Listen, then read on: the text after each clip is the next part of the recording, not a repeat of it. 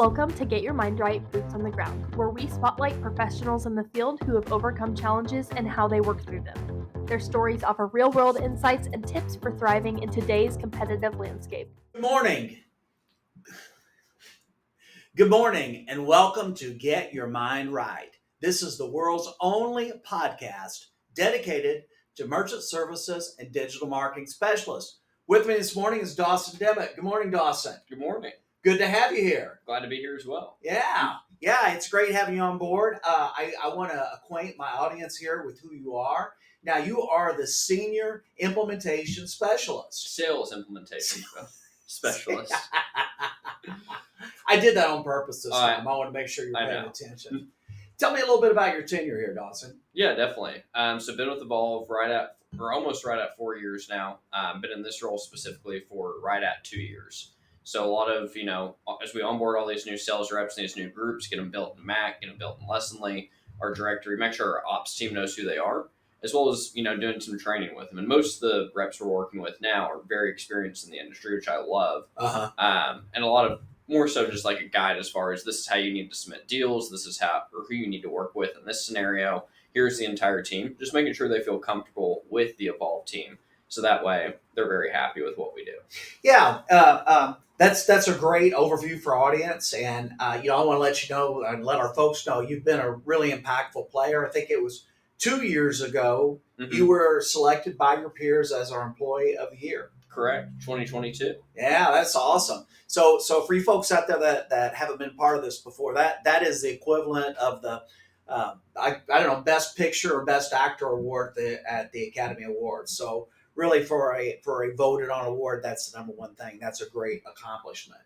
So we've got a really cool series lined up for you here today. This is a 3-parter, and it's about understanding the onboarding process and choosing the right solution. Dawson, you're the guy to talk to. I know you spend a lot of time and have spent a lot of time doing that. Mm-hmm. So we're really going to focus, Dawson, today on you walking us through on understanding the merchant's needs, communicating with the sales rep, and then walking down this path to getting to the right solution for a merchant. Definitely. Okay. So Dawson, when you're first looking at a merchant, when this comes to you, right? What's the first thing you're looking in the setup? How do you make sure that at the end of the day, that merchant's getting the right solution? Yeah. There's a couple key questions to kind of break it down. So is a card present or is a card not present?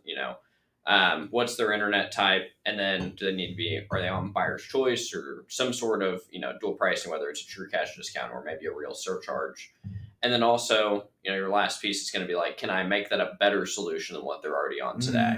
So those are some basic questions that I like to ask anyway. And a lot of times you can recognize those just by looking at the business type and then just thinking about, okay, would that make sense for them? Okay. If I go to buy a t-shirt at a retail t-shirt shop, obviously it would make sense to have a card present transaction.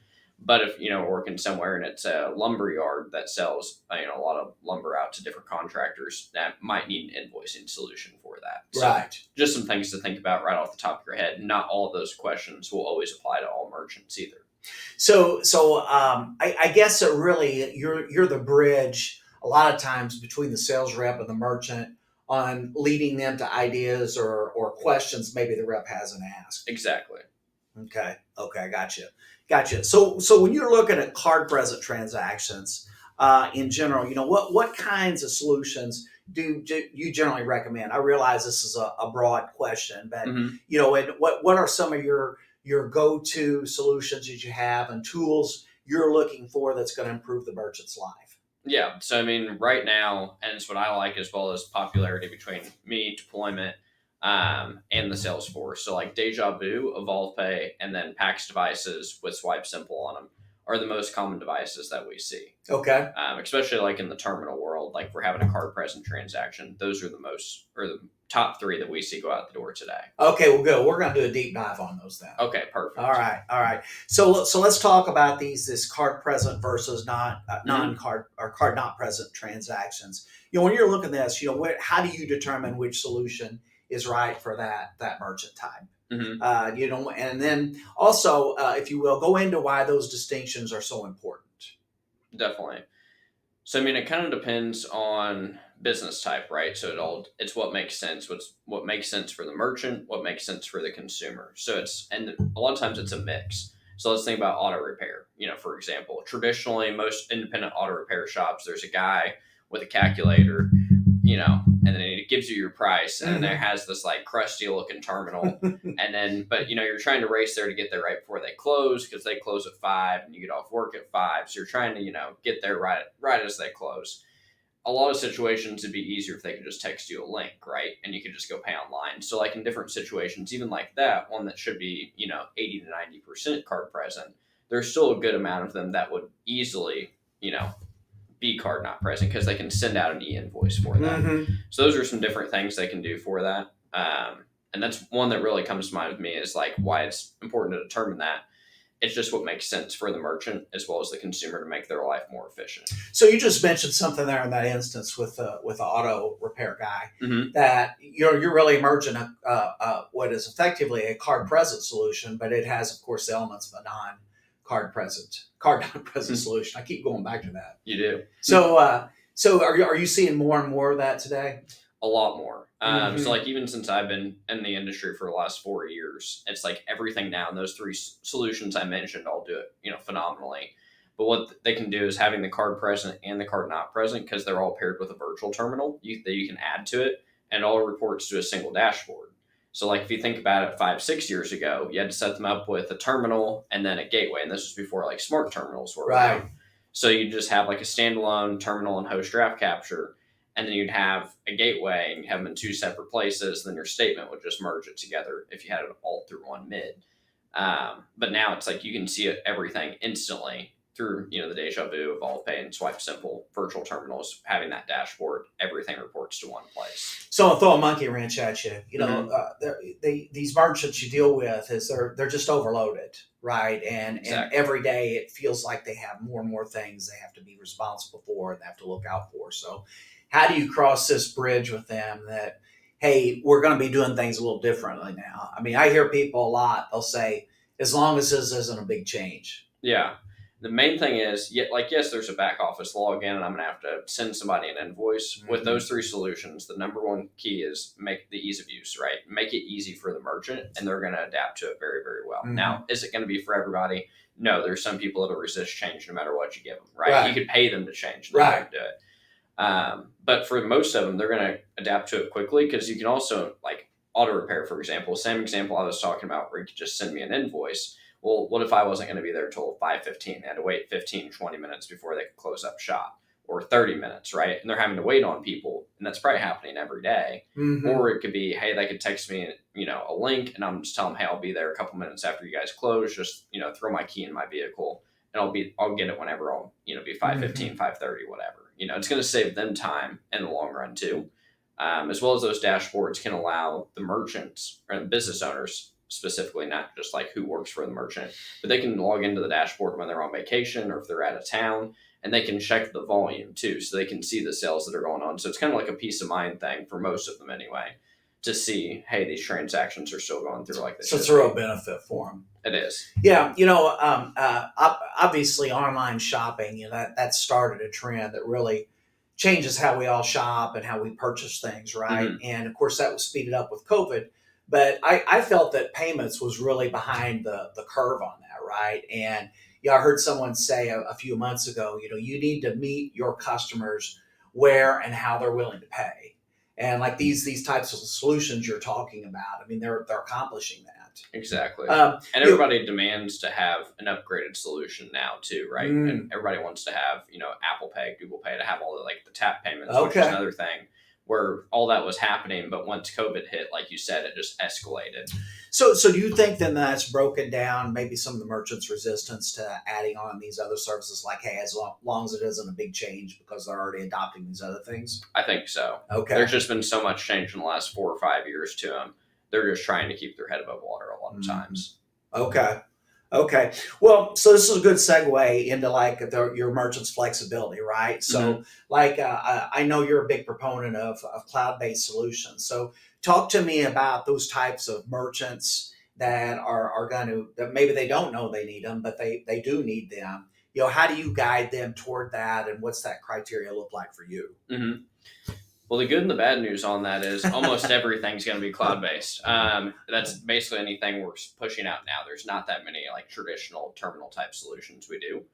So that's the good news to it. And it's kind of like there's so many options between the equipment. I mean, then we've had people come say, hey, I just don't like anything. It's going to be a touch screen. I'm a diesel repair shop. I got greasy hands. Okay, no big deal. We'll get you on the buttons. And we can still do that. It's going to be cloud based. But everything's going to report back to one central dashboard, like I was talking about earlier. That's the biggest thing. And also, our deployment team can make updates almost immediately on those terminals, right? So if there's some big update we need to push out, we can actually schedule it to do it like 3 a.m. after everybody's auto batched out and have that update pushed out automatically. Mm-hmm. And it all happens in like 7 to 10 seconds whenever we need to push an update out versus like in the old days of like, traditional terminals on dial up.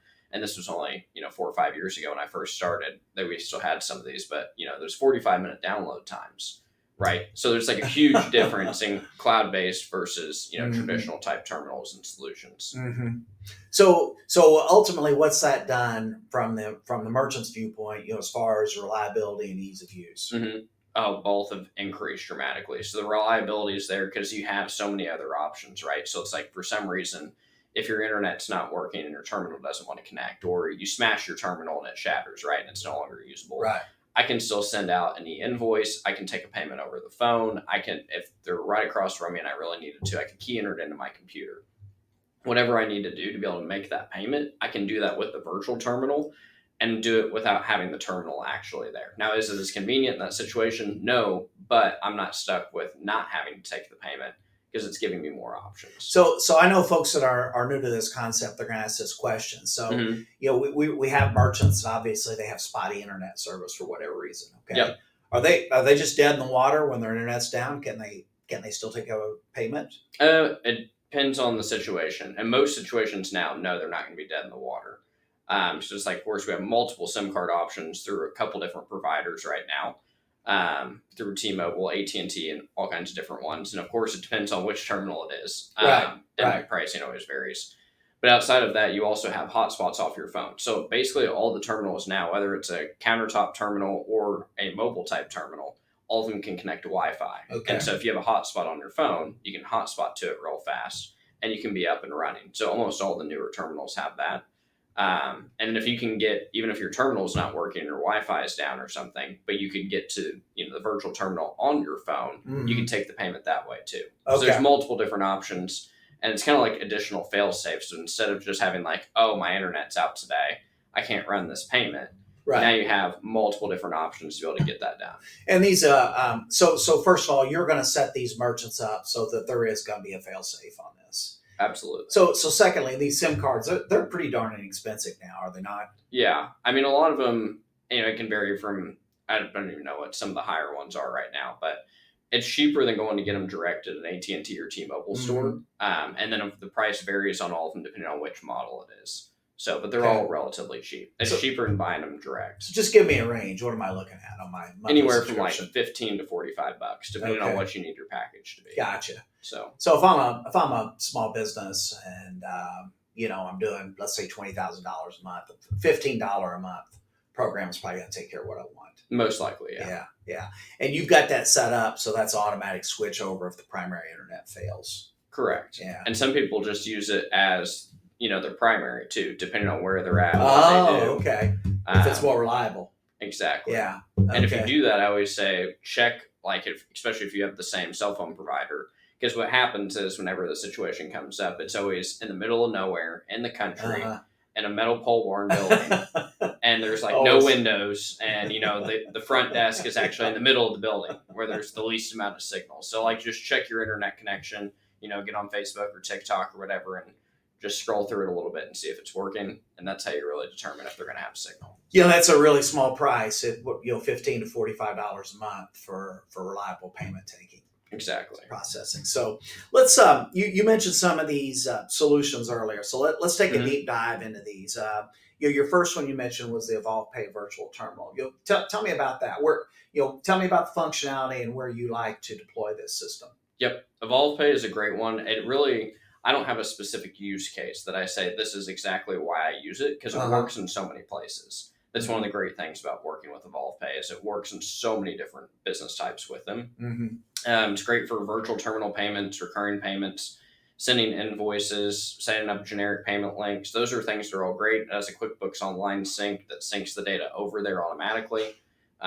It's a one-way sync, not a two-way sync. But with all of those, it's like those are all the highlights for me. But the ease of use is number one. That's why we've had so much success with it. Is because how easy it is for merchants to grasp onto it. It's the new user interface is really easy to use. No one has any complaints on not being able to figure out where to go. So, how about the people in the franchise are selling this that this is a branded solution we're offering? You feel like that's an advantage? I feel like it is because it's one that's tied back to us. Branded terminals and a branded virtual terminal. Everything's through there. I feel like it's nicer having that with our logo on it too. It's our product that we're pushing out every day. Yeah, absolutely.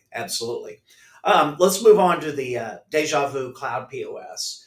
So, Deja Vu, obviously they were a key sponsor at the summit. And they made a big splash. And I know you were instrumental in bringing that product on board and building that in our system and rolling that to our sales force. So tell me about your experience with it, Dawson. Yeah, I have nothing but a great experience with them, right? And those are two very different products. They're very similar, but very different at the same time.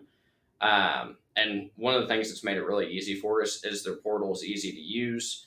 Equipment's really great. A lot of equipment options.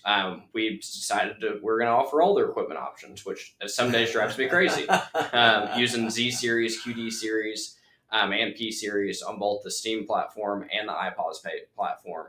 So it's been really easy to use. I have a great support team behind them. And we're working on a few other opportunities with them right now, trying to get some new updates pushed through. So their team's been great to work with, and their terminals are easy to use, and terminals are a pretty good price too. How about the reliability of their systems? It's been great. I've had no complaints on it so far. So that's one of the great things about it. There is one key difference, though, between the Evolve Pay and the Deja Vu, and that is that we can add our ACH provider, Paya, to it on the side of the virtual or inside the virtual terminal. And that's really the only difference between the two as far as like when you're trying to compare apples to apples, what's different inside of there as far as functionality. It's a little bit about how it's laid out, and then you can add Paya to have a card versus ACH price in there. Okay, very good. Next on the roster here is the Swipe Simple platform. I know you've got deep experience with that. What sort of merchants are you putting that solution in, and why?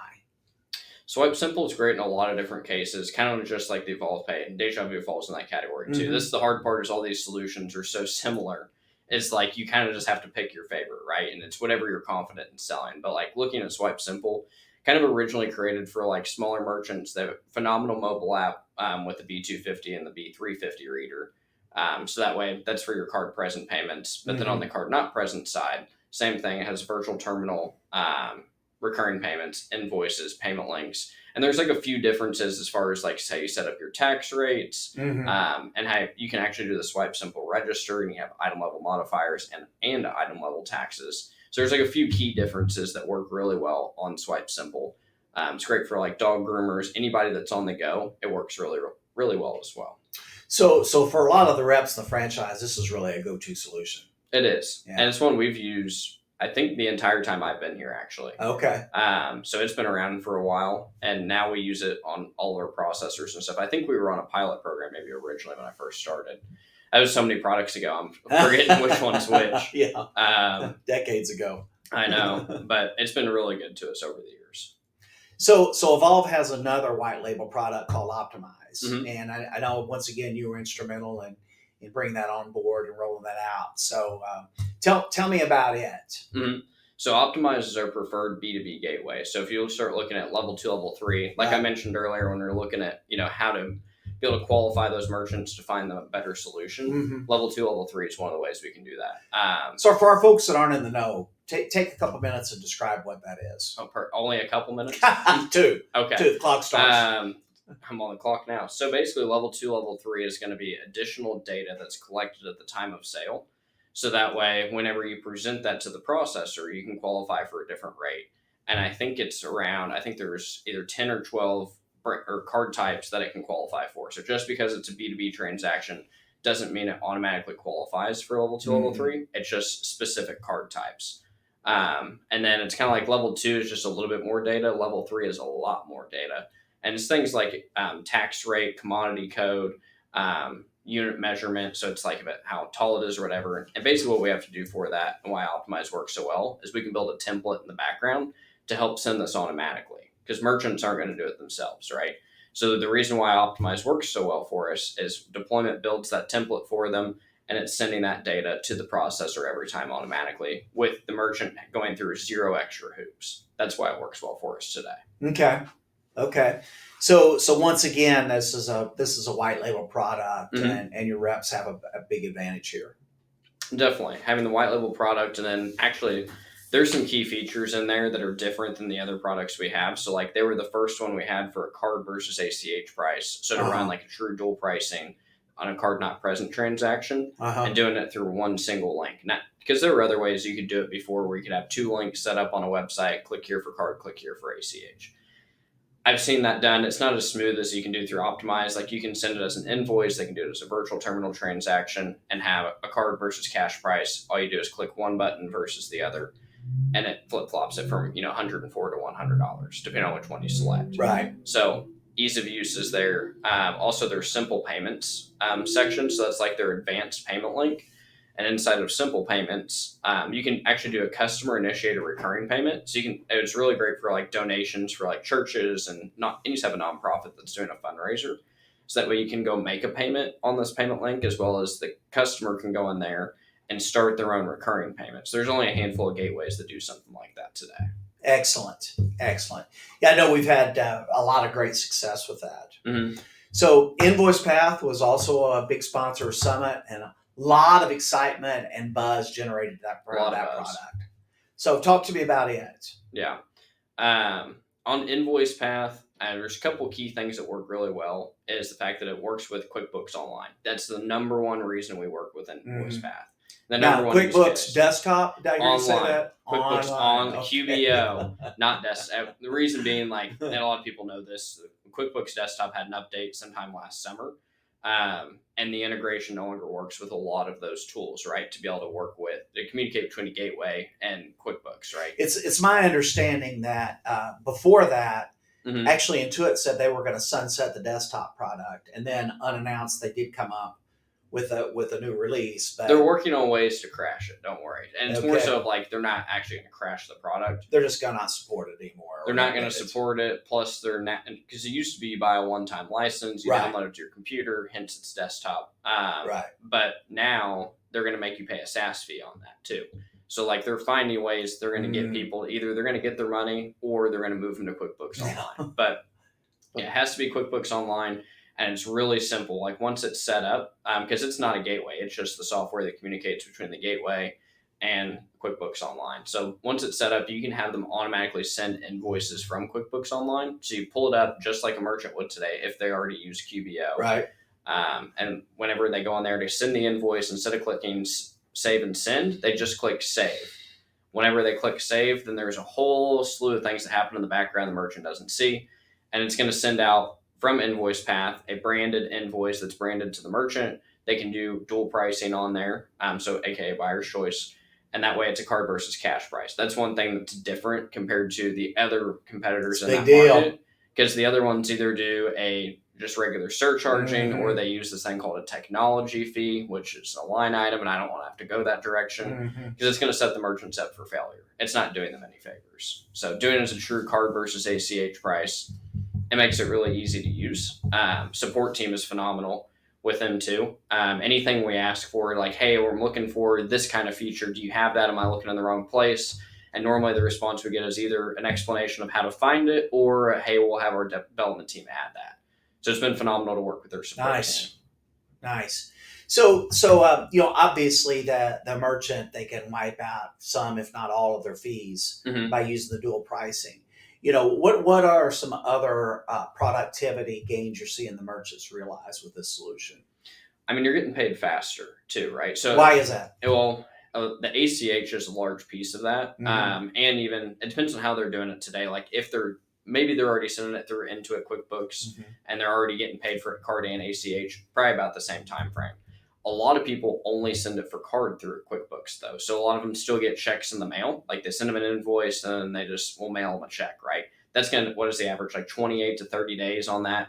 Last one I saw, it was 35 days. 35 from days. Not from when its invoice is sent, but from when your customer receives that invoice. So Exactly. probably 40, maybe 38. Exactly. Versus the majority of invoices are going to get, paid within the first 24 hours if you send them electronically. Yes. So like that's a big shift in how fast you're getting your money. And then plus it's like even after it takes you 30 days to get the check, if it's a physical check, then you have to go take it to the bank where you pay somebody to go take it to the bank to your employee. It's just not a very time efficient method to do those physical checks really anymore with how easy it is to use with, Invoice Path and sending that through QuickBooks Online.